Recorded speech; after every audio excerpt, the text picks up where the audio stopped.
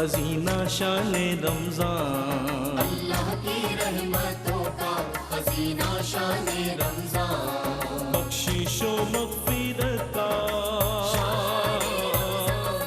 बख्शिशो मग़फ़िरत का सफीना शान रमजान, अल्लाह की रहमतों का खजीना शान रमजान। जी वेलकम बैक नाज़रीन, आपका खैर मकदम है। लाइव टेलीफोन कॉल्स के ज़रिए आप कर रहे हैं सवालात, और मुफ्तियान किराम इंशाअल्लाह आपके सवालात के तमाम सवालात के जवाबात इंशाअल्लाह इसी लाइव ट्रांसमिशन में आपको देंगे। अस्सलाम वालेकुम। वालेकुम सलाम जनाब।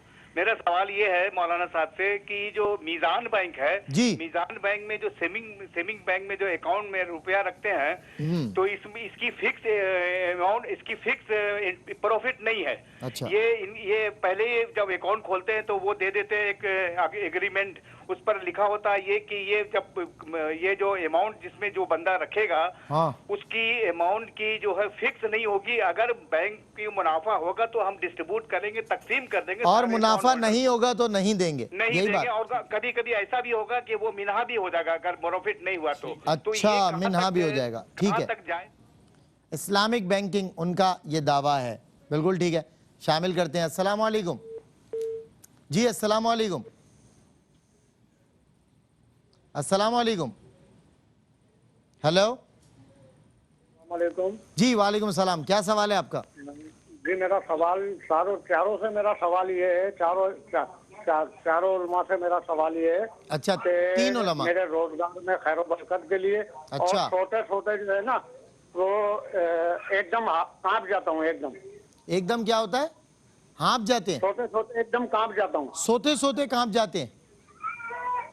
अच्छा, चलें, दुआ करें अल्लाह एकदम ताला कांप जाता हूँ, डर जाता हूँ। आसानी फरमाए। एक और कॉलर जी, अस्सलाम वालेकुम। हेलो, आइए, अस्सलाम वालेकुम सलाम। जी, क्या सवाल है आपका? ये तहज्जुद का क्या तरीका है? तहज्जुद का तरीका बताएंगे इंशाअल्लाह। एक और कॉलर, अस्सलाम वालेकुम जी, अस्सलाम वालेकुम। सर जी, मैंने पहले भी एक बार की थी, अभी मैं एक क्वेश्चन छोटा सा पूछना चाह रही हूँ। मेरे भाई पास बैठे हुए, वो कह रहे हैं कि अगर एक आदमी तलाक दे देता है फौरी तौर पे, उसके पास कोई गवाह नहीं है, या अगर लेडीज बैठी हुई है तो उनकी गवाही क्या से मानी जाती है? और एक और मसला ये है कि मतलब वो तलाक क्या हो जाती है?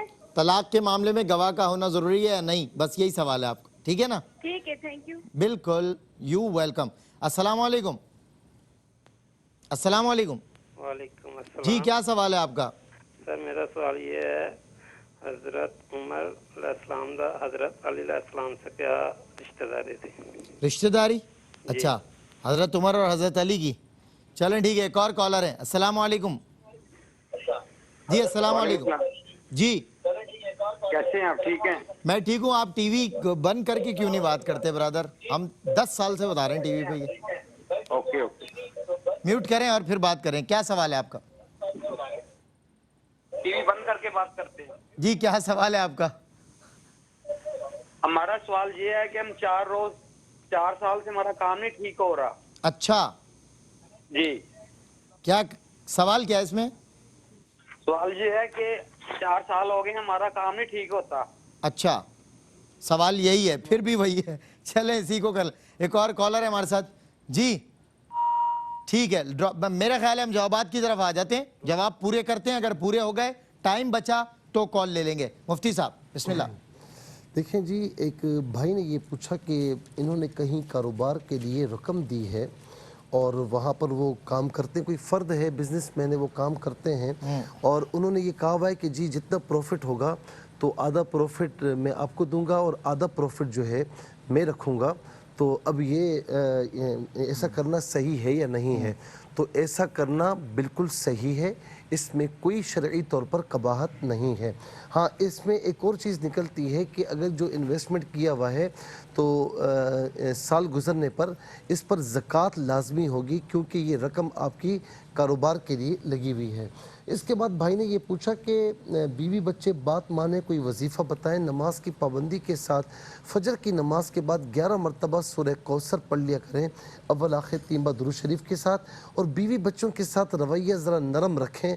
आपने शुरू में सख्तियाँ की होंगी तो अब आकर ज़ाहिर है कि ये बच्चे इस तरह होते हैं कि न ज़्यादा सख्ती करें न ज़्यादा नरमी करें, इत्तेदाल पसंदाना रवैया अख्तियार करें तो इंशाअल्लाह आपके लिए फ़ायदा होगा। फिर इसके बाद भाई ने कहा कि जो है वो میرا ایک بچہ ہے 13 سال کا ہے، نہ نماز پڑھتا ہے نہ روزے رکھتا ہے۔ دیکھیں اس میں دو چیزیں ہیں کہ اگر وہ بالغ ہو چکا ہے، کیونکہ جو بچے ہوتے ہیں ان کی جو عمر ہے 12 سے لے کر 15 سال کسی وقت بھی بلوغت کی عمر ہے، اور بچیاں جو ہے 9 سے لے کر یہ یعنی بلوغت کی عمر ان کی شروع ہو جاتی ہے، کسی وقت بھی بالغ ہو جاتی ہیں۔ اب مسئلہ یہ ہے کہ اگر یہ بالغ ہیں تو اس صورت میں تو یہ مکلف ہیں، تو اب نماز نہیں پڑھیں گے، روزے نہیں رکھیں گے تو بالکل مکلف رہیں گے، گناہ ملے گا ان کو، انہیں توبہ کرنی چاہیے، اور جتنی نمازیں روزے چھوڑے ان کی قضا کی نیت کرنی چاہیے کہ مجھے فوراً قضا کی نیت کرنی ہے۔ اچھا اس کے ساتھ ساتھ اور کرنی بھی ہے، اور اس کے ساتھ ساتھ یہ بھی کہ اگر نابالغ ہیں تو نابالغ مکلف تو نہیں ہوتا، لیکن حضور نبی کریم علیہ السلام نے فرمایا کہ بچہ 7 سال کا ہو جائے تو نماز پڑھنے کے لیے کہو، اور 10 سال کا ہو جائے نہ پڑھے تو اسے سختی کر کے اس کے مار کر کے پڑھاؤ۔ اس کے بعد جو ہے وہ ایک سوال یہ ہوا کہ نماز پڑھ رہے کوئی آ گیا تو درود ابراہیمی چھوڑ کر کوئی دوسرا درود پڑھ سکتے ہیں؟ دیکھیں بات یہ ہے کہ جیسے کوئی آ جائے دروازہ کھولنے والا کوئی بھی نہیں ہے تو درود ابراہیمی پڑھنا یہ سنت ہے نماز میں۔ اگر اس کے بجائے کوئی اور درود پاک بھی پڑھ لیا تو سنت ہٹ جائے گی، سنت ترک ہوگی، نماز آپ کی ہو جائے گی۔ کوئی عذر ہے، کوئی آ رہا ہے دروازہ کھولنا ہے تو مختصر درود پاک پڑھ کے سلام پھیر کے دروازہ کھول سکتے ہیں۔ کوئی شدید بات نہیں، جیسے کوئی قضا نمازیں پڑھتا ہے تو اس میں علماء نے یہ چھوٹ دی ہے کہ وہ جب تشہد میں بیٹھے تو تحیات پڑھنے کے بعد جو ہے وہ اللہم صلی علی محمد وعلی آل محمد پڑھ لے تو وہ نماز مکمل کر سکتا ہے۔ اچھا وقت ٹائم شارٹ ہونے کی بنا پر بھی اگر اتنا ہی درود شارٹ کر کے ایک ہی کر دفعہ سکتے ہیں، اگر کہیں ٹائم شارٹ ہے، کوئی مجبوری ہے جیسے آپ نے بھی فرمایا۔ جی علامہ صاحب، یہ رشوت والا سوال آیا تھا، اس کا تو جواب مفتی صاحب قبلہ نے دے دیا۔ اسی رشوت سے ملتا جلتا ایک اور سوال آیا ہے کہ رشوت کو شخص خود آ کر دیتا ہے، صحیح، وہ فائلوں کو ٹائر لگاتے ہیں نا کہ بھائی فائلوں کو ٹائر لگانے کے لیے میرا کام جلدی ہو جائے، باقی اس فائلوں کو پیچھے پھینکو، میرا کام جلدی کرو، تو وہ کہتا ہے کہ بھائی خود آ کے دے رہا ہے تو پھر تو کوئی مسئلہ نہیں ہے۔ نہیں، کسی صورت کے اندر بار بار علماء کرام نے یہ کہا اتنے بڑے پلیٹ فارم پہ، رشوت لینا تو ہر صورت کے اندر ناجائز ہے، دینا بھی ناجائز ہے، وہ تو ایک اضطراری کیفیت کے اندر ایک رکھا ہے، ورنہ اصل یہ ہے کہ اللہ کرے کہ ہمارا معاشرہ جو ہے وہ رشوت سے پاک ہو جائے۔ پہلا جو سوال ہے اس میں مفتی صاحب نے بہت زوردار گفتگو فرمائی۔ ایک بھائی یا بہن نے پوچھا ہے کہ ہمارے والدین فوت ہو چکے ہیں اور عقیقہ ان کا نہیں ہوا تھا۔ دیکھیے عقیقہ سنت مستحبہ ہے 7 دن، اس کے بعد گزر جائے تو عقیقہ آپ پر لازم و ضروری نہیں ہے۔ لوگ شادی تک پریشان ہوتے رہتے ہیں کہ پتہ نہیں نکاح بھی ہوئے گا نہیں ہوئے گا، میرا عقیقہ نہیں ہوا ہے، تو ایسا کچھ بھی نہیں ہے۔ عقیقہ جب کرنا تھا اس کا 7واں دن تھا، ہو گیا تو ہو گیا، اس کے بعد بھی اگر کر دیں تو ایک مستحبہ ہے، ورنہ اس کا وقت سنت کا گزر چکا ہے۔ شرعی حیثیت کیا ہے اس کی؟ سنت مستحبہ ہے۔ مستحبہ، اچھا ٹھیک ہے۔ اچھا ایک بریک لے رہا ہوں، پھر آپ کے جوابات۔ جی ناظرین کرام، ایک وقفہ، وقفے کے بعد مزید سوالات اور مزید سوالات کے مزید جوابات۔ ویلکم بیک ناظرین، آپ کا خیر مقدم ہے ایک بار پھر نعمت افطار میں۔ کچھ کالز آپ کی اور لیں گے اور پھر جوابات، بلکہ جوابات کا سلسلہ ہے تو پہلے جوابات، ٹھیک ہے، کالز ابھی نہیں لیں گے۔ جی مفتی صاحب، جی علامہ صاحب، عقیقے کے حوالے، جی جی جی۔ عقیقہ 7ویں دن سنت مستحبہ ہے، اور سب سے بہتر یہ ہے کہ آپ یہ گویا کہ بچے کا ایک صدقہ ہے، صحیح، لیکن اگر آپ نہیں کر سکے کسی وجہ سے تو آپ بعد میں بھی کر لیں، ادا ہو جائے گا۔ قربانی کے جیسے آپ نے پوچھا کہ قربانی کا جانور ہے، اس کے اندر بھی آپ حصے ڈال سکتے ہیں، لیکن اس میں حصوں میں آپ ایسے ہی کریں گے کہ مثال کے طور پہ بیٹے کی طرف سے 2 حصے اور بیٹی کی طرف سے 1 حصہ، اور اس طرح کر کے آپ قربانی کبھی بھی کر لیں۔ میں صرف اتنی گزارش کر رہا تھا کہ مفتی صاحب کہ لوگوں نے اس کو وجوب کا درجہ دے دیا ہے، یہاں تک پوچھ رہے ہوتے ہیں کہ بھائی نکاح میرا ہو جائے گا، میرا عقیقہ نہیں ہوا ہے، ادھار لیتے ہیں، ہاں جی ادھار لے کر کرتے ہیں، اور بہت تو یہ تھوڑا سا سافٹ کارنر میں نے یہ کہا کہ بھائی یہ سنت مستحبہ ہے، اتنی مہربانی کریں کہ اس کو وجوب کا درجہ نہ دے دیں، اتنی سی مہربانی کریں۔ ٹھیک ہے۔ ایک اور بہن نے پوچھا ہے کہ ہماری والدہ کے معدے کے اندر تکلیف ہے لیکن نارمل ہے، تو وہ روزہ نہیں رکھتی ہیں، تو بہرحال ہم دعا گو ہیں اللہ تبارک و تعالیٰ ان کو ہدایت عطا فرمائے۔ ان کو خود بھی سمجھنا چاہیے کہ اگر ایسی بیماری ہے جو عارضی ہے اور روزہ رکھ سکتی ہیں، اور میدے کے مریض کے لیے کبرا مفتی صاحب میدے کے مریض کے لیے تو فائدہ مند ہے، روزہ نقصان نہیں دے گا بلکہ فائدہ دے گا، میدہ جتنا خالی ہوگا اتنی آسانی ہوگی اس کے لیے، ان کو روزہ رکھنا چاہیے، چھوڑ رہی ہیں تو فائدہ من ایام اخر، بعد میں ان کو روزہ رکھنا پڑے گا۔ ایک بہن نے کہا ہے کہ اولاد کے لیے دعا کیجئے کہ اللہ تبارک و تعالی مجھے اولاد عطا فرما دے، ساس دیورانیاں سب بہت تانے دے رہی ہیں، تو اللہ تبارک و تعالیٰ ان کو اولاد بہت رو رہی تھی رب حبری من الصالحین کے صدقے اللہ تبارک و تعالیٰ جو ہے ان کو اولاد نرین عطا فرمائے۔ ایک بہن نے کہا ہے کہ شوہر مجھے بار بار کہتے ہیں کہ تم چھوڑ کے چلی جاؤ مجھے، تو اس کی اچھی تشریح تو آپ نے ان سے پوچھ لی کہ بھئی کیا وجہ ہے، آپ کہیں ان کو وہ تو نہیں کرتی ہیں، وہ تو ایک سمت آپ نے کر دی ہے۔ دوسری سمت یہ ہے کہ ہمیشہ ہم ایک بات کہتے ہیں کہ دیکھیں اس طرح کی گفتگو گھر کے اندر نہیں کیا کریں، لیکن انہوں نے یہ ذکر کیا کہ یہ کچھ مذاکرہ طلاق نہیں، ویسے ہی جو ہے اس کے اندر وہ جان چھوڑو ہر وقت اریٹیٹ کرتی ہیں، تو یہ غلط طریقہ کار ہے، یہ طلاق کا کہنا، ماں کے ہاں چلی جاؤ جان چھوڑ دو، یہ کوئی اچھی بات نہیں ہے۔ ہن لباس لکم وانتم لباس لہن، وہ آپ کی عزت ہے، آپ کا لباس ہے، گھر کے اندر بات چیت ہو جاتی ہے، لیکن اس کا نتیجہ یہ نہیں کہ آپ اس کو ہر منٹ کے بعد کہیں کہ گھر چھوڑ کے چلی جاؤ، گھر چھوڑ کے چلی جاؤ۔ صحیح بات جی وہ سب ایک تو وہ بد مذہب کے پیچھے نماز کا مسئلہ اور ایک مسافر کا۔ جی ایک جو سائل نے یہ پوچھا تھا کہ کسی بد مذہب کے پیچھے نماز کا کیا حکم ہے، تو دیکھیں بد مذہب کے پیچھے نماز مکروہ تحریمی واجب الاعادہ ہوتی ہے۔ بد مذہب دو طرح کے ہوتے ہیں، ایک وہ بد مذہب ہوتے ہیں جن کی بد مذہبی حد کفر تک پہنچ جائے، دوسرے وہ بد مذہب جن کی بد مذہبی حد کفر تک نہیں پہنچی۔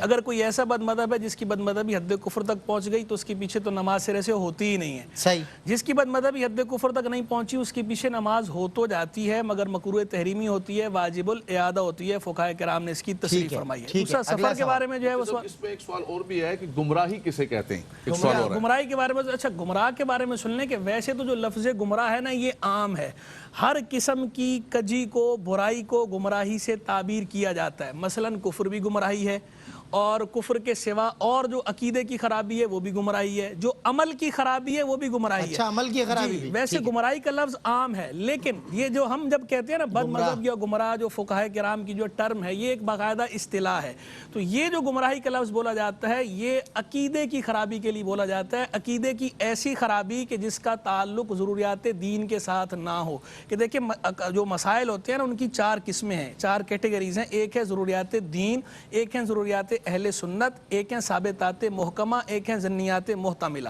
ضروریات دین کا انکار یا اس میں شک کرنا یہ کفر ہے، ضروریات اہل سنت کا انکار یا اس میں شک کرنا یہ گمراہی ہے، ثابتات محکمہ کا انکار کرنا یہ فسق ہے، اور ظنیات محتملہ کا جو انکار ہے یہ صرف خطا ہے، اس پہ کوئی گمراہی کا یا کفر کا یا فسق کا حکم نہیں، یہ کلاسیفیکیشن ہے۔ باقی یہ چونکہ تھوڑا سا ویسے مشکل ہے، الگ سے اگر کوئی جو ہے دارالفتاح سے رابطہ کر لیں تو زیادہ اچھے انداز میں ان کی وضاحت کر دی جائے گی، ٹی وی پہ جتنا مختصر وقت کے مطابق ہم کر سکتے ہیں وہ بیان کر دیں۔ بالکل ٹھیک۔ مسافر ایک بھائی نے پوچھا کہ میرا جو ہے وہ لاہور کے اندر بھی گھر ہے، کراچی میں بھی گھر ہے، اور غالباً چکوال کا نام لیا تھا کہ چکوال میں بھی میرا گھر ہے اور کام بھی ہے، تو اگر تینوں جگہ ان کا اپنا ذاتی گھر ہے تو ان کی نماز جو ہے وہ قصر نہیں ہوگی، وہ پوری پڑے گی اگر ذاتی گھر ہے۔ بالکل ٹھیک، جو کرائے پہ دیا ہوا۔ اچھا عقیقے کے حوالے سے ایک بات یہ بھی کہ جو مرنے کے بعد عقیقہ ہو سکتا ہے یا نہیں ہو سکتا، دیکھیے ویسے تو سنت مستحبہ وہی ہے جیسے کہ علامہ صاحب نے فرمایا کہ 7ویں دن کرنا سنت مستحبہ ہے، لیکن اگر 7ویں دن نہیں کر پائے تو زندگی میں جب بھی ادا کریں گے سنت ادا ہو جائے گی، لیکن اگر مر گیا کوئی تو مرنے کے بعد اب اس کا عقیقہ کر سکتے ہیں یا نہیں کر سکتے، تو فقہائے کرام نے تصریح فرمائی ہے کہ جو عقیقے کی علت ہے نا وہ ہے ادائے شکر نعمت، جب مر گیا اگلا تو اب تو جو ہے وہ نعمت زائل ہو چکی، اب وہ پرانے شکر کا محل رہا نہیں، تو موت کے بعد جو ہے وہ عقیقہ نہیں ہو سکتا، زندگی میں ہو سکتا ہے، مر گئے جیسے والدین اگر مر گئے ہیں یا اور کوئی رشتہ دار ہے مر گیا تو مرنے کے بچے مرنے کے بعد اس کا عقیقہ نہیں ہو سکتا۔ اعلیٰ حضرت نے فتاوی رضویہ میں اس کی باقاعدہ تصریح فرمائی۔ جی بڑے خوبصورت انداز میں قبلہ علامہ صاحب نے بھی اور قبلہ حسن نوید نیازی صاحب نے بھی فرمایا۔ اچھا اس سفر میں ایک چیز بہرحال یہ رہے، مفتی صاحب نے بالکل صحیح جواب دیا ہے، لیکن بہت سے لوگ یہ سوال پوچھتے ہیں کہ جب ہم کراچی سے لاہور آ رہے ہوں تو کیا درمیان میں جو سفر ہو رہا ہے تو اس میں ہم قصر کی نماز پڑھیں گے یا نہیں؟ تو چاہے آپ وطن اصلی میں ہیں جہاں پر آپ کا آبائی گھر ہے، چاہے وطن اقامت ہے، وہ تو مسئلہ قبلہ مفتی صاحب نے فرما دیا، لیکن راستے میں جب آپ مسافر ہیں نا تو تب آپ قصر کی نماز پڑھیں گے، یعنی آپ ٹول پلازا پہنچ گئے جہاں سے آبادی ختم ہے وہاں سے قصر نماز شروع کر دیں گے، جب تک اپنے شہر کے ٹول پلازا نہ پہنچ جائے قصر پڑھتے رہیں گے۔ ہاں وہاں پر پہنچ گئے تو اب آپ مقیم ہو چکے ہیں وطن اقامت میں, اب آپ پوری نماز پڑھیں گے. بالکل ٹھیک ہے, بالکل ٹھیک. اس کے بعد جو ہے یہ سوال ہوا کہ بہن نے بڑا ایک درد بھرا سوال کیا کہ یعنی اولاد نہیں ہے. قبلہ علامہ صاحب نے تو دعا دی ہے ان کو, اور اس میں عرض کروں گا کہ سورہ آل عمران کی آیت نمبر 38 ربی حبلی من لدنک ذریۃ طیبہ انک السمیع الدعاء, ٹھیک ہے نا؟ بالکل. یہ زکریا علیہ السلام کے وسیلے سے ربی لا تذرنی فردا وانت خیر الوارثین. سورہ صافات کے رب حبلی من الصالحین, جی ربی حبلی من الصالحین مختصر ہے, علامہ صاحب نے بتا دیا. تو یہ دعائیں, ان میں سے کوئی بھی دعا آپ منتخب کر کے آپ فجر کی نماز کے بعد 33 بار پڑھ لیں, اول آخر 3 بار درود شریف کے ساتھ. ہو سکے تو ہسبینڈ سے بھی کہیں, نمازوں کی پابندی رکھیں, علاج معالجہ کرواتی رہیں, اللہ تعالیٰ انشاءاللہ کرم فرمائے گا. اور ان کے شوہر ان کے دیور کے ساتھ کاروبار کرتے تھے, بے اولادی کی وجہ سے نہیں, اتنا ظلم آپ دیکھیں. علامہ صاحب اگر ایسا ہے تو بہت بڑا ظلم ہے. یہ ظلم ہے, اگر نہیں پتا کہ کیا معاملہ ہے, اگر ایسا ہی ہے تو ظلم ہے. اور میں ان کے بھائی سے بھی کہوں گا کہ ایسا نہ کریں, اپنے بھائی کو ساتھ جوڑ کے رکھیں, اللہ تعالیٰ برکت عطا فرمائے گا. اور اگر ایسا نہیں ہے تو اللہ تعالیٰ زیادہ بہتر جانتا ہے. بالکل ٹھیک ہے. پھر اس کے بعد جو ہے وہ بھائی کہتے ہیں, بلکہ بھائی نے کہا کہ روزے نہیں رکھتے, بیمار ہوتے ہیں اور ٹھنڈ میں روزے رکھ سکتے ہیں. فل ٹھنڈ کا یہی تو مسئلہ ہے. پرانی امتوں میں تو ایسے ہی تھا نا کہ گرمی میں روزے آئے تو انہوں نے ٹھنڈ میں چلا دیے اور کفارے میں جو 10 روزے بڑھا دیے. کسی نے موسم بہار میں کر لیا, کفارے میں 10 روزے بڑھا دیے. تو یہ ہمارا طریقہ نہیں ہے. ٹھنڈ ہے, یہ سخت گرمی ہے, یعنی ہیٹ اسٹروک کیوں نہ ہو. نہیں, وہ بھائی کا لفظ نا ذہن سے نکل نہیں رہا, کہہ رہے فل ٹھنڈ میں روزے رکھتے ہیں اور ذرا سی بھی ٹھنڈ کا ہو. ابھی آپ کے لیے بھی کیا مشکل ہے, آپ اے سی میں بیٹھ جائیں, کوئی مسئلہ نہیں ہے. صحیح بات. آپ شام تک بیٹھے رہیں, کوئی مسئلہ نہیں ہے. مسئلہ یہ کہ آپ باہر نکل کے آئیں, دھوپ گرمی برداشت کریں. تو بہرحال یہ ہے کہ ٹھنڈ ہو یا گرمی, روزے رکھنا فرض ہے. اگر بیمار رکھنا پڑیں گے, اگر بیمار ہیں, بیماری اس نہش کی ہے کہ آپ خود سمجھتے ہیں, ڈاکٹر کہہ رہا ہے کہ آپ کی بیماری بڑھ جائے گی, تو وہاں پر رخصت ہے.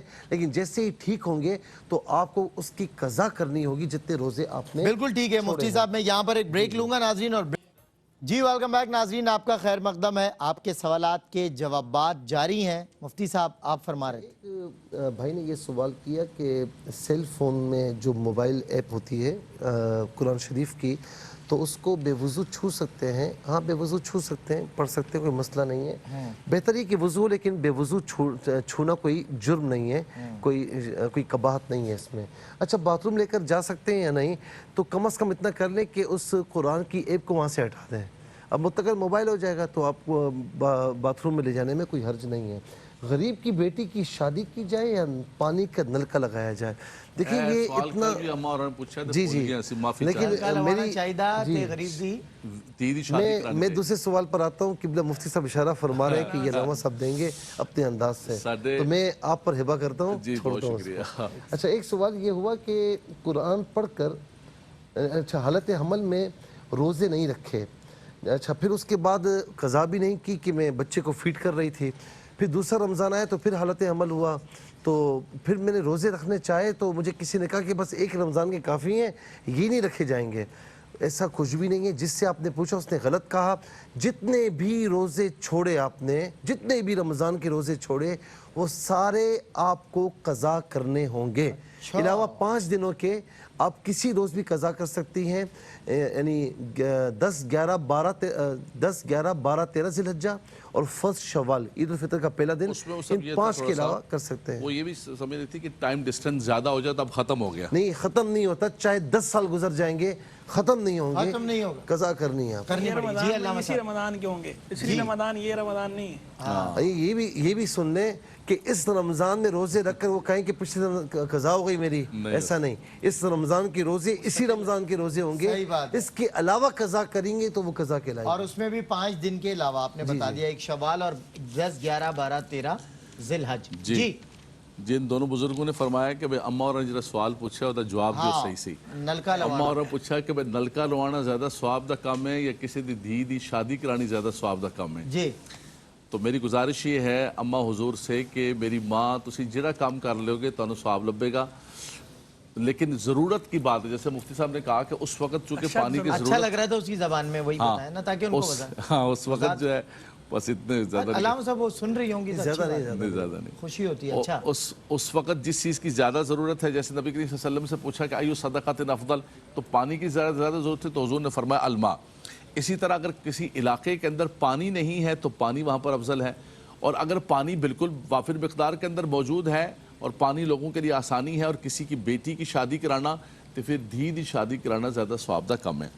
एक हमारी बहन ने पूछा है कि हम इसाले सवाब करते हैं, घर में इबादत करते हैं, कुरान पढ़ते हैं, उसके बाद जो है इसाल कर देते हैं कि या रब्बल आलमीन ये हमारे मरहुमीन को अता फरमा दे, तो क्या उसके अंदर खाना पकाना भी लाजिम व ज़रूरी है? तो मेरी बहन, खाना पकाना लाजिम व ज़रूरी नहीं है। आपने ये जो कुरान पढ़ा है, ये जो आपने इसाल किया, ये मुस्तकिलन एक इबादत है, कुरान इबादत है, कोई भी इबादत दूसरी करती हैं, आप उस इबादत को अपने मरहूम के लिए इसाल साहब कर दें। खाना खुद मुस्तकिलन एक अलग अमल है नेकी का। आप खाना जोड़ लें, मरहूम वालिदैन के लिए सूरह फातिहा पढ़ें, इखलास पढ़ें, या कुछ और भी पढ़ें। जी। एक और बहन ने भी ये पूछा है कि मरहूम वालिदैन के लिए सूरह इखलास एक मरतबा कुल शरीफ पढ़ के और एक मरतबा अलहम्द शरीफ पढ़ के और 3 मरतबा कुल शरीफ पढ़ के ये काफ़ी है या ज़्यादा करें?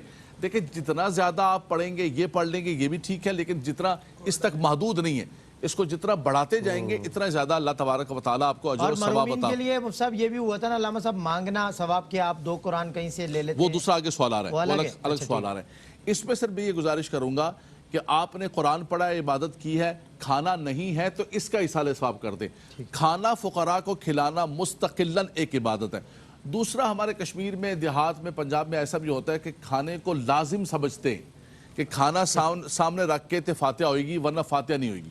कहते खाना लेके आओ, खाना लेके आओ, भाई फातिहा का टाइम हो गया, खाना नहीं आया, फातिहा नहीं, तो ये भी गलत है। अच्छा। तो जो लेकिन अंदाज कैसा प्यार वाला अंदाज, सुन तो ले फातिहा जो खाना रख के कर रहे हैं उनका भी बिल्कुल ठीक है, उसको नाजायज नहीं कह सकते हम, लेकिन जो लाजिम समझ रहे हैं कि नहीं खाने तो बगैर फातिहा नहीं होगी, खाना नहीं रखा है, दूध नहीं रखे, पानी नहीं रखे, फातिहा नहीं होनी, ये भी गलत तरीक़ेकार है कि खाना जहाँ भी पड़ा हो आप इसाल करके खिला देंगे तो वो फातिहा आपकी कबूल मंजूर हो जाएगी। ठीक है।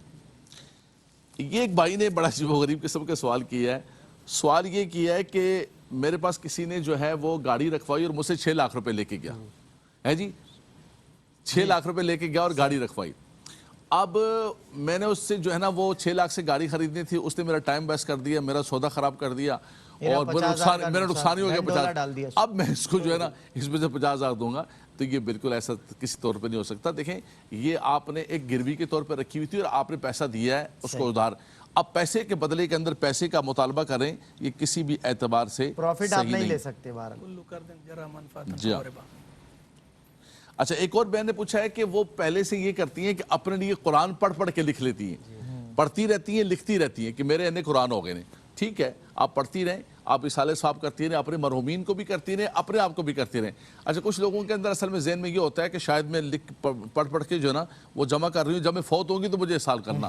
तो मेरी बहन, आज भी आप करेंगी तो तब भी आपके अकाउंट के अंदर जाएगा, और आप बाद में भी करेंगे तो आपके अकाउंट के अंदर जाएगा, चला गया आपके अकाउंट में, आपने पढ़ लिया, बहुत खूबसूरत, तो आपका बहुत सवाब मौजूद है। दूसरा, उन्होंने कहा कि लिख के रख लेती है, कोई मांगता है आके, कहता है जी कुरान खानी है, आपके पास कोई कुरान रखे हुए हैं, आपको भी फोन करते हैं वो सब ताड़गोल कुरान पा के रखे हुए हैं जी। तो देखिए, ये एक बड़ा अजीब-ओ-गरीब किस्म का रिवाज चल पड़ा है। ठीक है, आप जब कुरान पढ़ें तो सारे मरहुमीन को इसाल करें, आप उनसे कहें कि इंशाल्लाह मैं आपके वालिदैन के लिए इसाल करूंगा, लेकिन ये कोई संभाल के ताक में कुरान रखे हुए हैं, मैं उनको निकाल के दूंगा, 10 कुरान मैंने आपको पेश किए।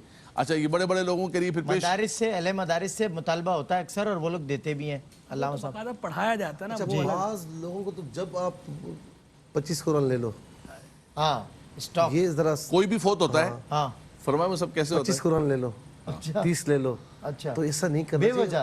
अब पता नहीं क्या है, क्या नहीं है, अल्लाह ताला जानता है, अल्लाह जाने कौन बशर है।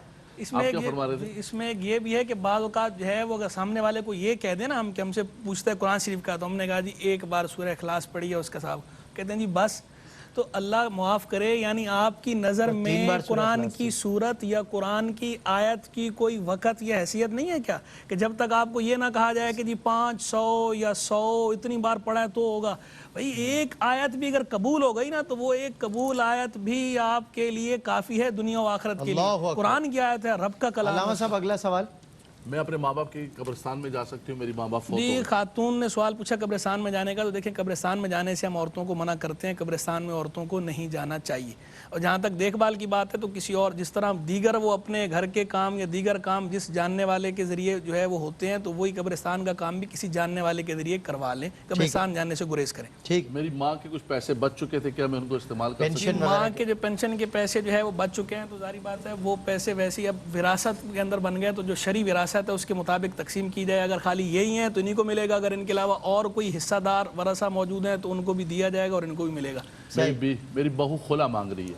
بہو خلا مانگ رہی ہے، دیکھیں جو ہے وہ ہم نے چونکہ ون سائیڈڈ بات سنی ہے، دونوں طرف کا ہمیں معلوم نہیں کیا بات ہے۔ اگر جو ہے وہ کسی شرعی عذر کے بغیر خلا مانگ رہی ہے تو یہ جائز نہیں ہے۔ شرعی عذر کے بغیر طلاق کا مطالبہ کرنا، ایسی عورتوں کے لیے سخت وعیدات موجود ہیں اور طلاق جو ہے ابغض الحلال ہے، اس کا مطالبہ بالکل نہیں کرنا چاہیے۔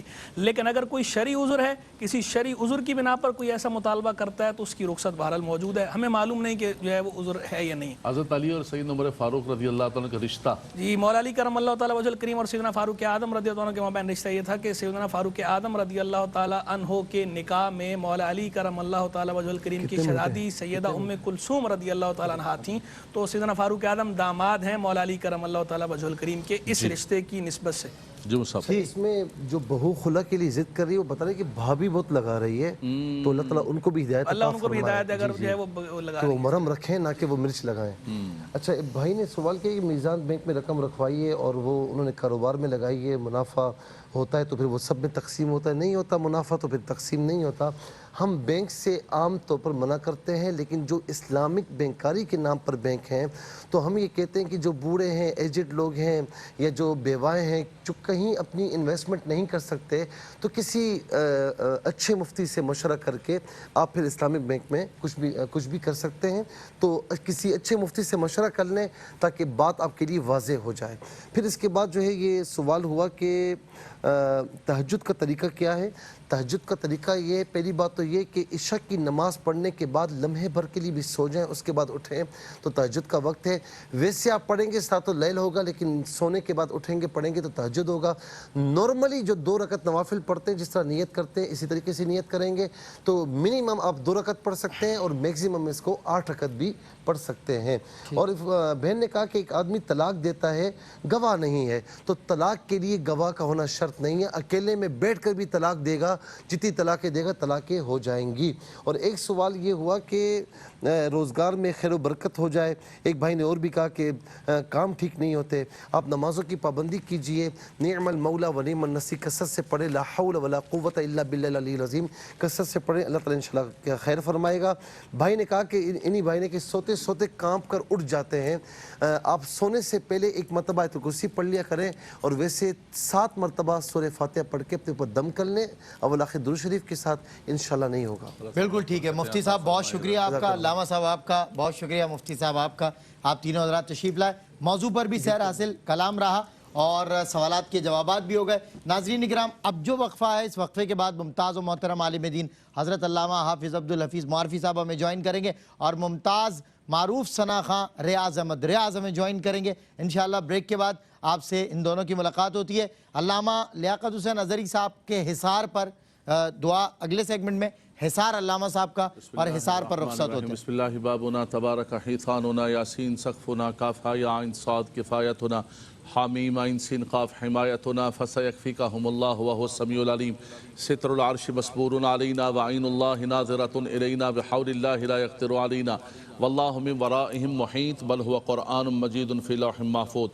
گرد من گرد من گرد خانہ من گرد خانہ من گرد زنوں فرزندان من گرد مال و دوستان من تو حصار حفاظت می شوی تو نگہدار باشی فاللہ خیر حافظ